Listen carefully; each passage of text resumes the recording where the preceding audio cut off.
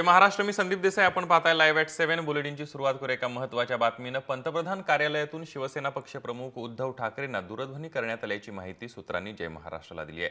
केंद्रीय मंत्रिमंडळासाठी शिवसेनेनं नाव सुचवण्याची अशी विनंती पंतप्रधान कार्यालयातून करण्यात आली आहे. संध्याकाळी यासाठी उद्धव ठाकरेंना दूरध्वनी करण्यात आला होता अशी माहिती मिळते आहे.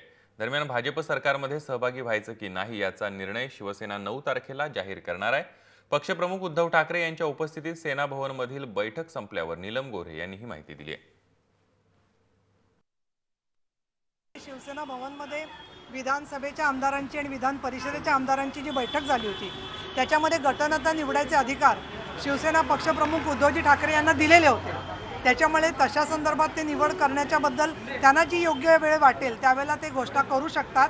परंतु 9 तारखेला बैठक जी आहे ती देखील आमची ठरलेली आहे. काही 10 ला अधिवेशन आहे तर त्याच्या आधी निर्णय होऊ शकतो का? 10च्या आधीचा निर्णय व्हायलाच लागेल.